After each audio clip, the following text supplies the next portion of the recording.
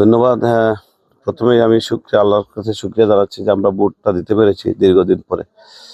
এটা দেশবাসী দিতে পারছে, এটার জন্য আমি মহান রব্বুল আলমিনের কাছে শুকরিয়া আদায় করছি। দীর্ঘদিন পরে একটা সুন্দর ভোট অনুষ্ঠিত হতে যাচ্ছে, কিন্তু অনুভূতিটা হচ্ছে গত রাত্রের যে তাণ্ডব যেটা সমস্ত দেশে, এটা আমাদেরকে অত্যন্ত আশাহত করে সমস্ত জাতিকে।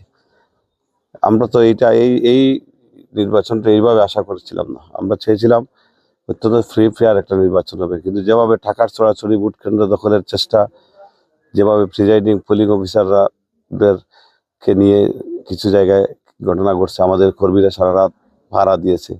আমরা চাচ্ছি ভোট সেন্টার পাহারা দিয়ে নিরপেক্ষ মানে একটা সত্যিকার নির্বাচন করার জন্য একটা গোষ্ঠী চাচ্ছে যে কিভাবে ভোট চুরি করা যায় সেভাবে। এটা অত্যন্ত নিন্দনীয় ব্যাপার, জাতি হিসাবে লজ্জিত। এটা ঠিক হয় নাই। তো ইনশাআল্লাহ আমাদের বিশ্বাস, আমাদের ভোট সুষ্ঠু বিজয় হলে আমরা আমাদের বিজয় ইনশাআল্লাহ শতভাগ আশাবাদী আমরা বিজয় হবে।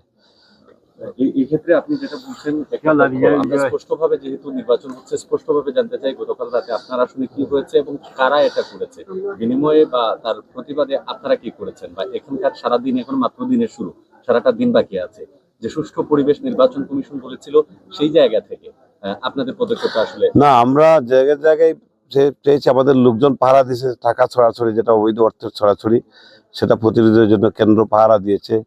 কেন্দ্রেতে ঢুকার চেষ্টা করা হয়েছে, সেটা আমাদের কর্মীরা এবং আইন শৃঙ্খলা বাহিনী যথেষ্ট তৎপর ছিল, তাদেরকে ধন্যবাদ জানাই।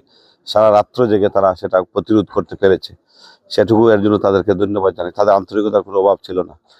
আমার দৃঢ় বিশ্বাস এই অপশক্তিগুলো এখন আর করতে পারবে না, কারণ আমাদের মানুষ এখন সচেতন হয়ে গেছে।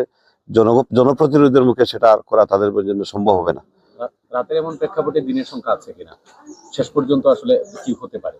শেষ পর্যন্ত সংখ্যা তো আছেই। এইসব অপশক্তিকে কখনোই আপনারা বিশ্বাস করা যায় না কখন কি করে, কিন্তু আমি আশাবাদী আমাদের আইন শৃঙ্খলা বাহিনী এবং জনগণ অত্যন্ত সচেতন। কিন্তু আমরা দেখেছি কালকে রাত্রে শত শত মানুষ রাস্তায় ছিল, কেন্দ্রের কাছাকাছি ছিল, যারা মানে এই ধরনের অপতৎপরতাকে রুখে দিবার জন্য। যে জনগণ চাচ্ছে একটা নিরপেক্ষ নির্বাচন, আর একটা গোষ্ঠী চাচ্ছে সেখানে ভোট কিভাবে চুরি করা যায়, এটা একটা নির্লজ্জ একটা ব্যাপার। তো আমি বিশ্বাস করি আইন শৃঙ্খলা বাহিনী এবং জনগণ, সচেতন জনগণ থাকলে এই অপশক্তিরা আর কিছু করতে পারবে না, আমি দৃঢ়ভাবে বিশ্বাস করি।